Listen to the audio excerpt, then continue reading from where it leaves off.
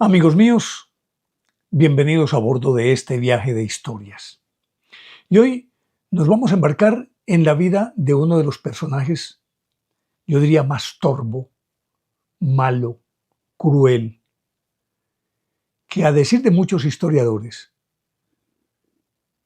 individuos como Hitler o como Stalin ni siquiera le hacían sombra. Pero tal vez la historia no lo reconoce tanto como estos otros dos, de los que ya hemos hablado. Pero hablaremos de esto después de invitarlos para que compartan y comenten estos contenidos con sus amistades alrededor de una buena taza de café. Los invito a que se suscriban en mi canal de YouTube, que es Néstor Armando Alzate, y lógico, este es mi canal oficial. Y recuerden que también tenemos a disposición de ustedes nuestra línea de WhatsApp 310-692-0672. Allí me pueden escribir sus opiniones, comentarios, críticas, observaciones, sugerencias, y pueden hacerlo a través de mensajes de audio o mensajes de texto. Yo, mediante mensajes de audio, trataré de responderles a todos. Me tienen un poquito de paciencia porque el volumen de mensajes es demasiado alto, entonces tengo que ir evacuándolos paulatinamente. Y tengo una noticia para quienes me han preguntado a través de WhatsApp y me escriben preguntándome sobre La Bella Villa, el libro, que es una compilación de las historias de las vías, calles, carreras, parques, cementerios, iglesias, barrios de la ciudad de Medellín, que tuvimos en Amazon y debimos retirarlo porque no nos quedó bien esa edición, pero ahora ya está con nuevas crónicas y ya pues el libro concebido y editado de una manera que yo creo que quedó muy bonito. En principio solamente para Colombia, porque es físico y lo enviamos aquí dentro de las fronteras del país. Próximamente lo tendremos también en Amazon, esta versión. Quienes están interesados pueden escribirme a nuestro WhatsApp 310-692-0672. Allí recibirán la información pertinente y se los enviaremos a cualquier parte del país.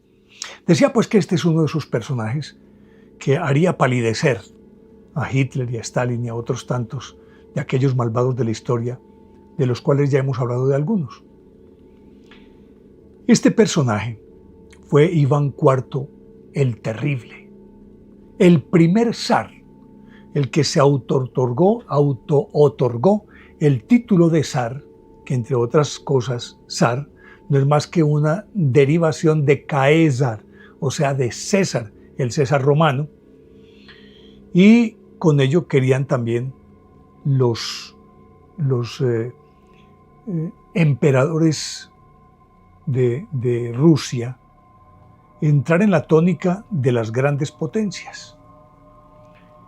Pues resulta que este Iván el Terrible, nacido en 1530, le tocó vivir un siglo que estuvo signado ese siglo por grandes mandatarios, humanos al fin y al cabo, y por lo tanto dados a los excesos, eficientes gobernantes, pero crueles también. Hablamos, y tal vez lo menos crueles, en ese siglo XVI, gobernaron por ejemplo a España Carlos V y luego su hijo Felipe II, de quien se dijo que en su imperio no se ponía el sol. O sea, en el momento en que se desarrolló y llegó a su máximo esplendor España después de la conquista de América.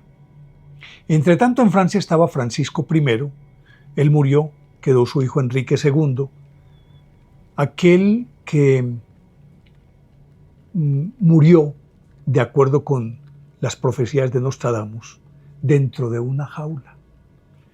Él estaba casado con Catalina de Médicis y en 1555, cuando publicaron las centurias de Nostradamus, él vaticinó que ese rey moriría dentro de una jaula.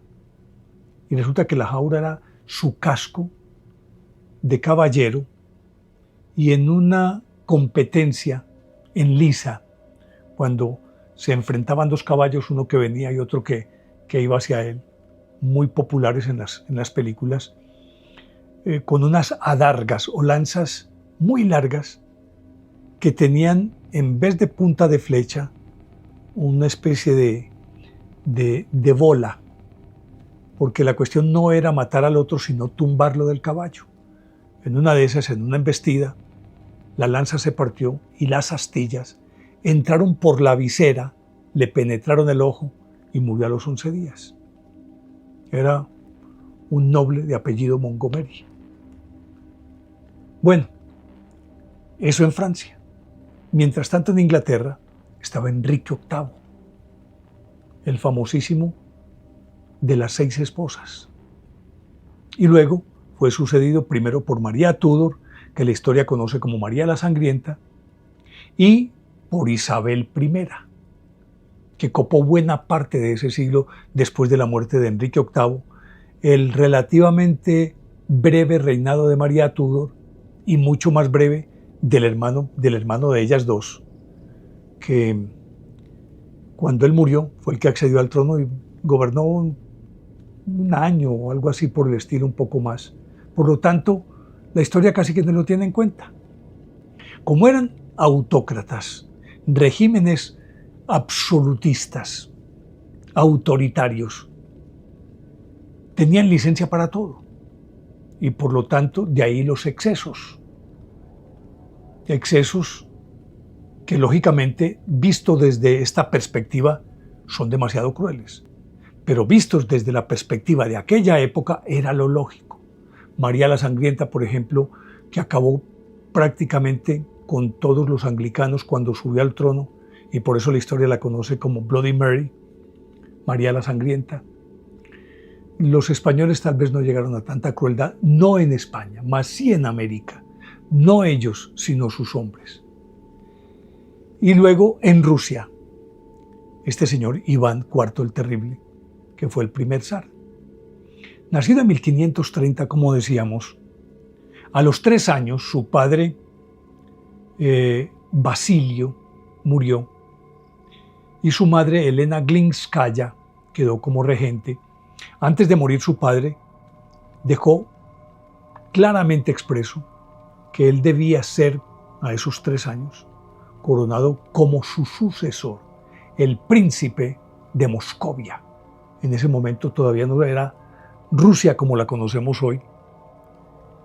Y entonces se hizo tal cual. Pero su mamá, Elena Glinskaya, fue la que empezó a gobernar.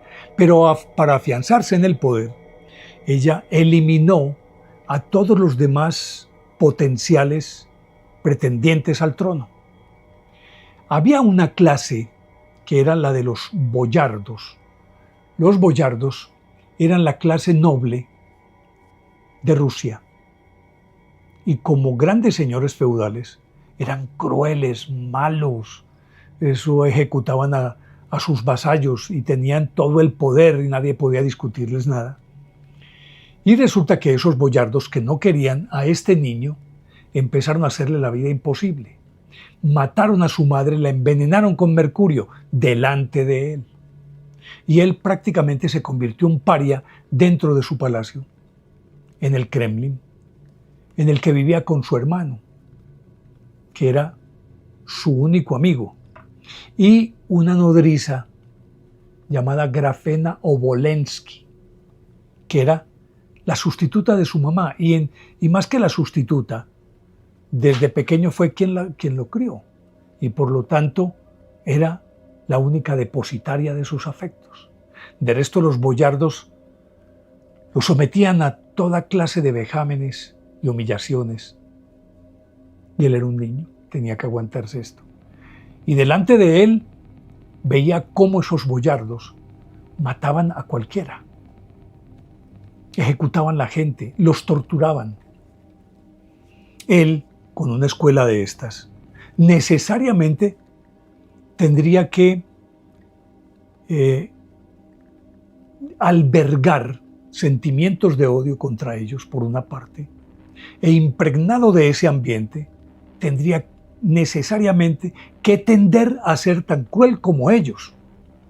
Y empezó muy temprano. Lanzando, por ejemplo, perros y gatos desde las almenas, desde las torres del Kremlin, y las lanzaba y salía corriendo escalas abajo para ver la agonía de los animalitos. En otros casos les vaciaba los ojos y los lanzaba desde allá. En ese ambiente tan sórdido creció este muchachito. No obstante, aunque había regentes después de la muerte de su madre, era muy complicado que alguien pudiera discutirle su derecho natural a ascender al trono. Entonces, era el heredero. En la práctica, era el príncipe de Moscovia, todavía no zar. Pero, es decir, nominalmente lo era, pero en la práctica, y me equivoqué, eran unos regentes los que manejaban esto. Entre ellos, Vasily Shuisky y su hermano Andrés. Cuando él llegó a los 13 años, que se suponía que era una edad en la que podía acceder al trono, en efecto, él sube al trono. Los otros creyeron que podían seguir manejándolos. Y en la Navidad de ese año, 1543, él nació en 1530, sí, convocó a todos los boyardos, los invitó a una cena en el palacio y todos acudieron. Y cuando estaban allá, él, los militares ya le obedecían, los encerró y se paró y le soltó una filípica impresionante. Es decir, casi que un memorial de agravios. Ustedes crueles hicieron esto y esto y esto con mi familia, ustedes no merecen estar aquí. E inmediatamente ordenó la detención de quien en ese momento era el regente titular, Andrés Shuisky, príncipe por demás. Y luego de apresarlo, lo hizo tomar por sus guardias y lanzarlo a un foso lleno de unos mastines, unos perros fieros, hambrientos, y lo devoraron. Y fue el campanazo de alerta para decirles a los demás, conmigo tienen que hilar pasito.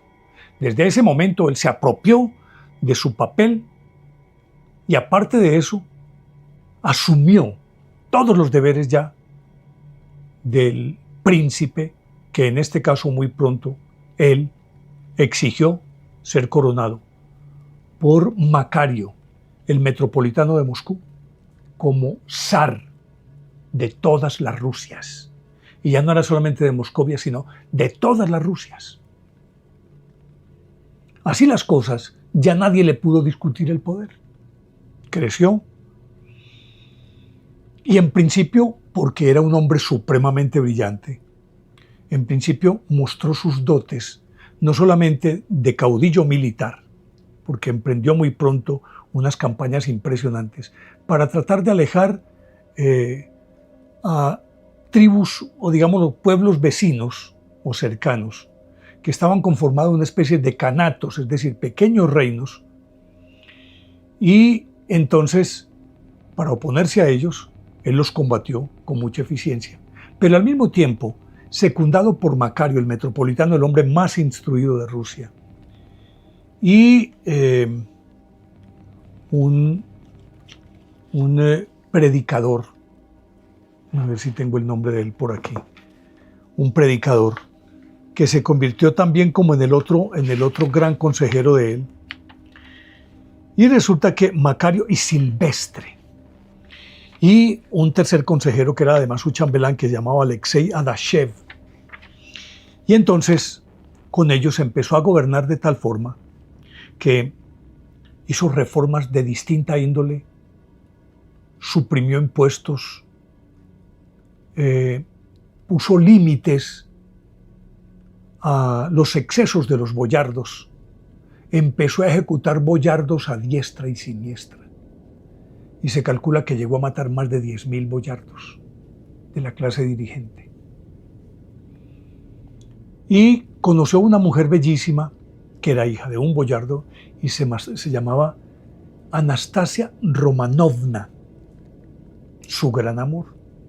Ella de cierta forma se convirtió en el ancla de él a tierra, el polo a tierra por un lado, su freno de mano, y ante ese temperamento tan inestable y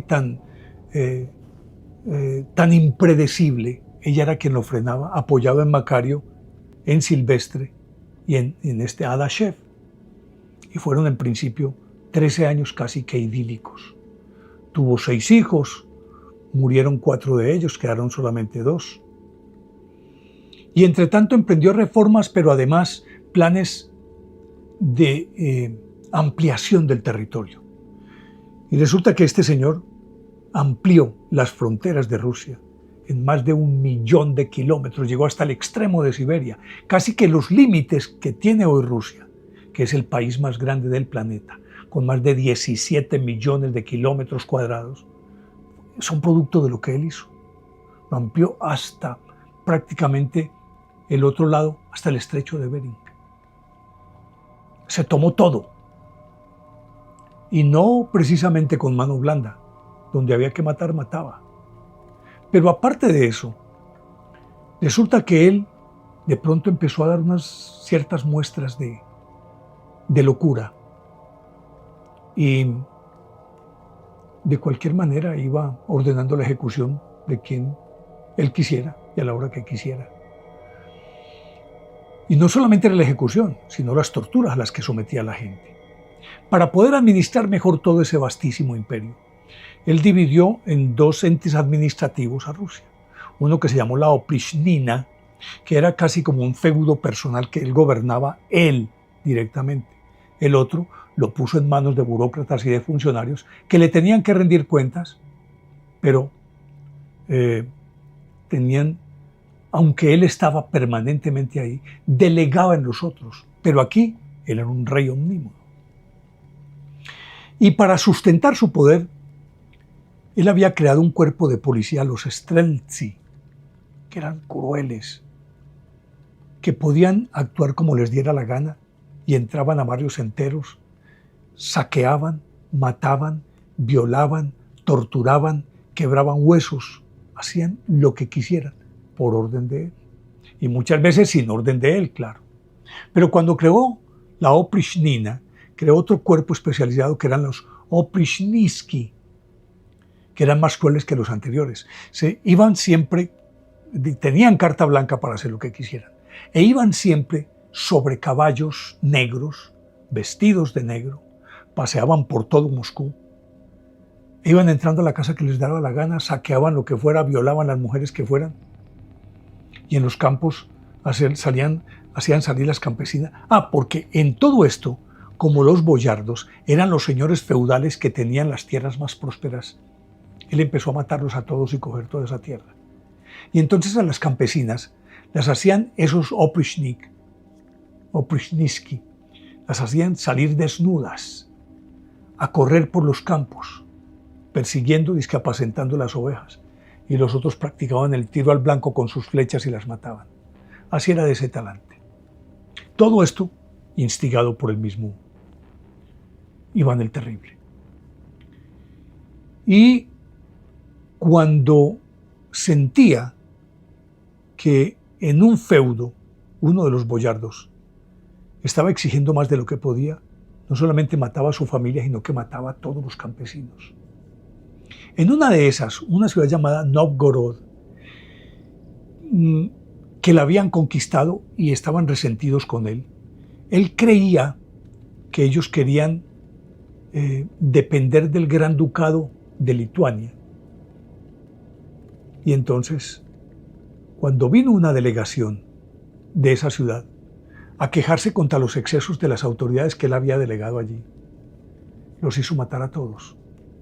Y enseguida entró a esa ciudad y por orden suya mataron a sus 60.000 habitantes con una tarea diaria de ejecutar a 1.000 en la plaza principal. Y a los que antes de matar los lograban tener ahí, les quebraban los huesos, los brazos, las manos, los quemaban, los echaban en calderos hirvientes, como hizo con uno de sus delegados, que al parecer fue corrupto. Lo metió en un caldero hirviente y listo, y se acabó el cuento. Mató a 60.000. El río cercano, Volkhov, si no estoy mal, él hacía lanzar los cadáveres al río. Llegó a tal cantidad el número de cadáveres arrojados a ese río, que el río por sí mismo, por el peso de tal cantidad de personas, se creció y desbordó todo su cauce. Mientras tanto, mientras esto ocurría, sucedía porque resulta que se me olvidó contarles que en 1560 su adorada Anastasia Romanovna, después de una larga enfermedad, murió. Él asumió que había sido envenenada por los boyardos, que eran sus enemigos irreconciliables y a los que mataba y mataba y mataba familias enteras de boyardos, hasta que acabó prácticamente con esa clase. Cuando murió su esposa, él, ahí sí se acabó de enloquecer.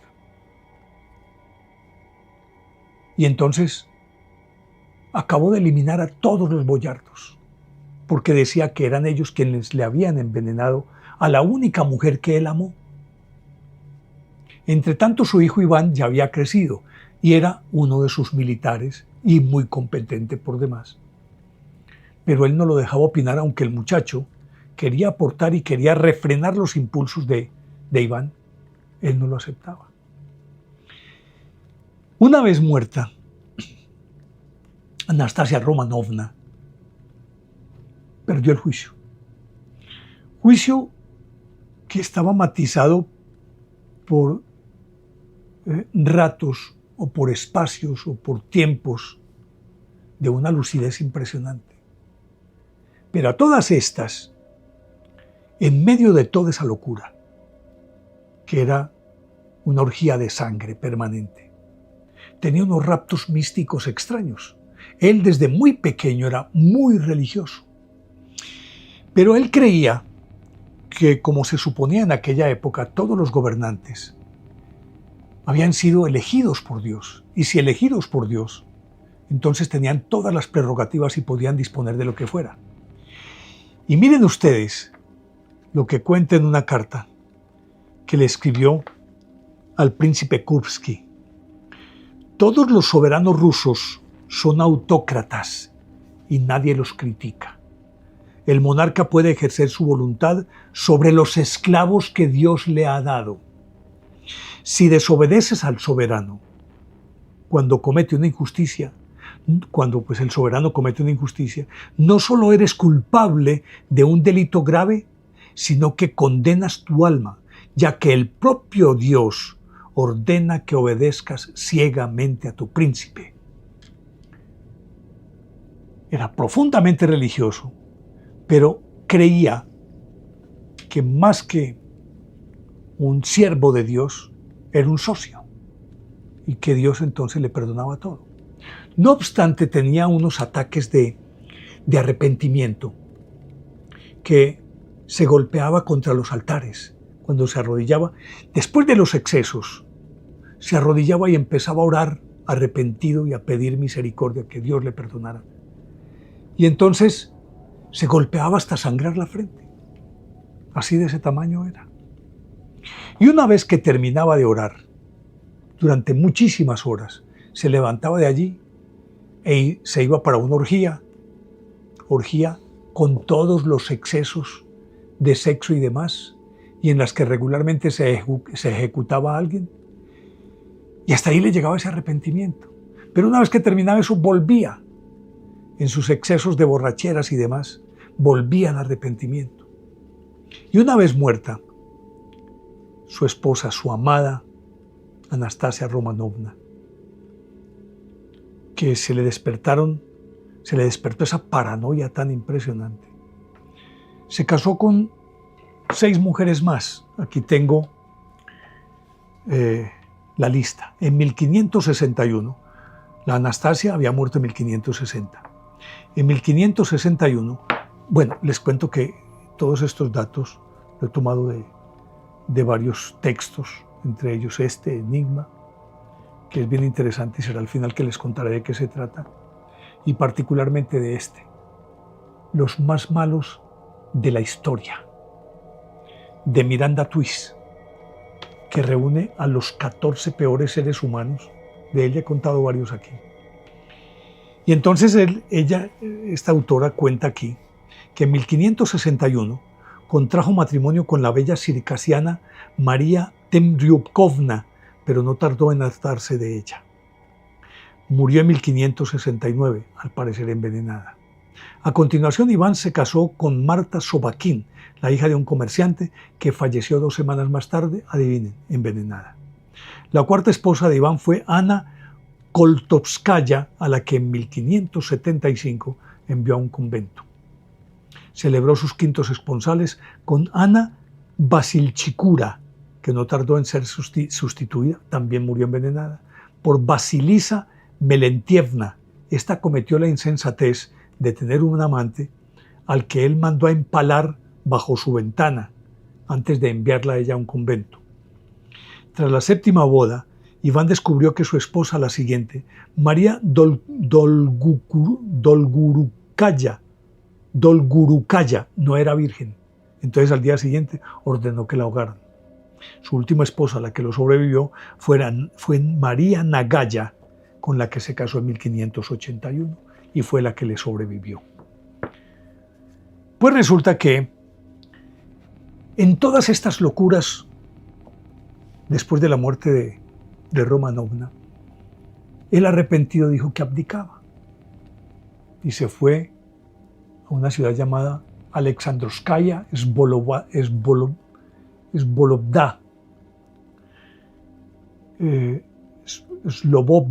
más bien. Pero inmediatamente los nobles, que era una clase emergente que él mismo había creado, de los nobles menores, pues de una nobleza emergente, más el mismo pueblo, como la concepción de ellos era que el rey o quien gobernaba, como era delegado por Dios, no había quien lo pudiera discutir y por lo tanto era el padre que ellos necesitaban, el pueblo. Entonces le pidieron que volviera. Entonces él volvió, pero impuso sus condiciones y dijo que ahora sí sería omnímodo en el ejercicio de su poder. Que ahora sí, con esa legitimidad concedida por el pueblo, iba a gobernar a tajo. En efecto lo hizo. Todas estas cosas, en esa vida tan torva, tan sórdida, él se afianzó como uno de los gobernantes más importantes, potentes y más temidos de Europa. Y en una de esas, inclusive, cuando quiso abdicar, dijo que iba a pedir asilo en Inglaterra. Y aprovechó la coyuntura, no sé si estaba viudo o no en ese momento, al solicitarle a Isabel I ese asilo, que se ofrecía como pretendiente para casarse con ella para que unieran los dos reinos. Primero, Isabel I, recuérdese que la historia la conoce como la Reina Virgen, lo cual no es más que un mito, pero nunca se casó. Nunca se casó porque nunca quiso compartir el poder con nadie. Pero mucho menos con alguien de esta laya, de estas características. Y es solamente como una nota pintoresca dentro de todo de este panorama tan cruel y tan terrible. Pues él gobernó de 1530 a 1584. Se expandió por más de 1 millón de kilómetros o anexionó territorios equivalentes a más de 1 millón de kilómetros que hoy hace posible que Rusia sea el país más grande del mundo.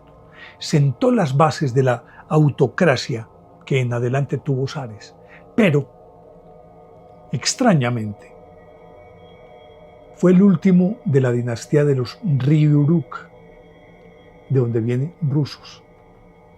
Ryurik es la cuestión. Porque, ¿cómo les parece? Que en esos ataques, un día, en 1581, su nuera, casada con su hijo Iván, Pues resulta que ella estaba embarazada. Elena Sheremeteva, la esposa de su hija, de su hijo, de Iván, su sucesor. Iván siempre llevaba consigo una especie de báculo, un bastón largo que terminaba en una punta de hierro de una madera muy fina, y con él mataba gente. Entonces encontraba a alguien, porque lo mirara o no lo mirara, por cualquier cosa, ¡tum!, lo mataba con eso. Particularmente esa punta que se asemejaba como una flecha, o se la clavaba o del golpe lo mataba. Pues resulta que esta Sheremeteva, la esposa de Iván, un día iba vestida y él consideró que no era a tono con lo que se suponía debía vestirse una princesa, su nuera. Entonces, y estando embarazada, creo que iban para una fiesta, ya se había vestido para esa fiesta. Él la encendió a palazos, de una manera muy, muy cruel. Pues inmediatamente Iván, su hijo, vino a defenderla a ella. Y al defenderla, se generó un altercado de marca mayor y el muchacho, o el hijo, pues que ya era adulto, se le enfrentó de tú a tú y fue el único y el primero de la historia que lo hizo. De manera desafiante, se le enfrentó y resulta que Iván no soportó el insulto. Le pegó con el bastón, con la punta, y se la clavó en la sien y lo mató. Mató a su hijo. Y decía ahorita que fue el último de la dinastía de los Ryurik, de los rusos, Iván, porque este muchacho era el que le daría continuidad a su dinastía, aunque irónicamente, diríamos que de ese mismo vástago, de ese mismo tronco común, surgió a continuación la dinastía de los Romanov, que acabó con Nicolás II en 1917. Pero en ese momento quedó todo acéfalo, porque al morir Iván, su hermano Fiódor era retrasado mental por una parte y era, dicen, contrahecho. Era entonces quien debía suceder a Iván.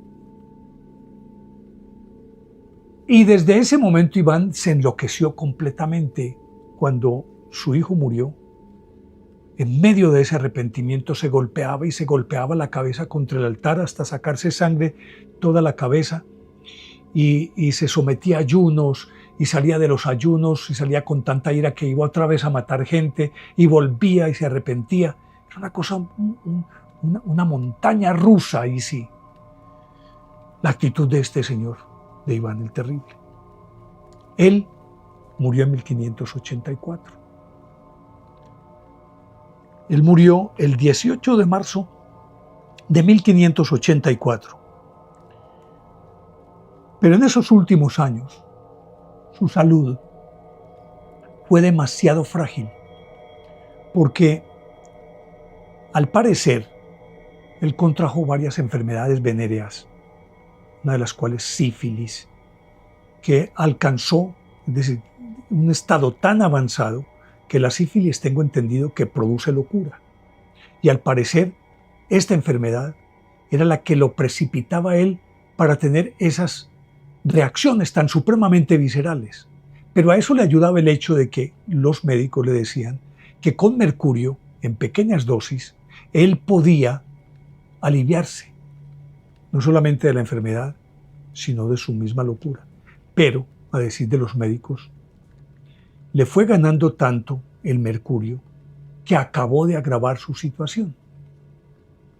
Y entonces murió con algunas úlceras en el cuerpo, abotagado, inflado prácticamente, tanto que al final de su vida tenían que llevarlo en una litera.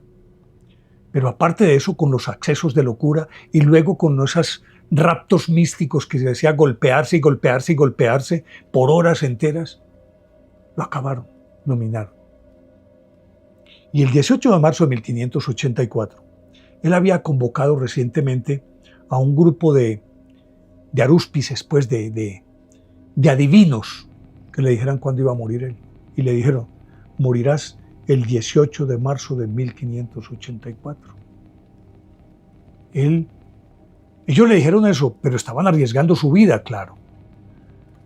Llegó el 18 de marzo de 1584 y él dijo, tráiganmelos a todos. Ustedes dijeron que el 18 de marzo de 1584 y aquí estoy vivo. Y ellos le dijeron, no ha terminado el día, amigo. Ya en el extremo de la osadía para enfrentar a este señor. Ya, bueno, esperemos. Al parecer estaba de muy buen humor ese día y muy lúcido. Y él era un gran aficionado al ajedrez. Entonces pidió que le trajeran su tablero. Y se sentó dispuesto a disputar una partida de ajedrez. Y ahí murió, el 18 de marzo de 1584.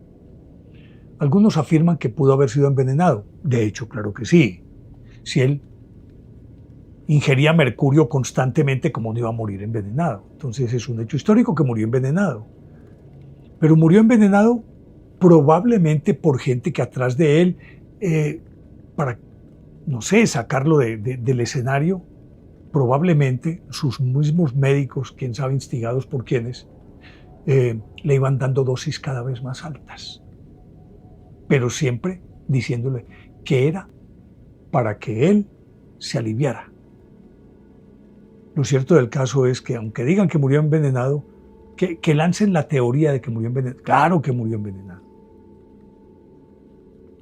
Pero, a pesar de su locura, fue un gobernante muy capaz. No solamente expandió las fronteras, sino que creó reformas que aún hoy están vigentes en Rusia. Fue un gobernante muy capaz, pero definitivamente fue de los más malos de la historia. Y eso que no les narré puntualmente muchos hechos, porque son demasiado crudos como para contárselos. Por eso los invito a que vayan y busquen y lean sobre la vida de este señor. Yo creo que un ser humano como él difícilmente puede tener un par en la historia. Lo que decía al principio, Hitler, Stalin y otros tantos, Idi Amin Dada, parecerían unos ángeles al lado de Iván IV Grozny, o sea, el terrible. Pues bien, aquí llegamos al final de esta historia. Espero que les haya gustado esta historia. De ser así, denle me gusta y activen la campanita para recibir notificaciones. Les dejo la inquietud de siempre, aunque pues no haya lugar tanto porque es historia al final de cuentas. Pero ¿les parece lógica o ilógica la actitud y la vida de este individuo y su historia? Ya ustedes deciden. Espero sus comentarios y opiniones. Y los invito para que me acompañen en el próximo viaje de historias que con seguridad va a ser fascinante. Chao.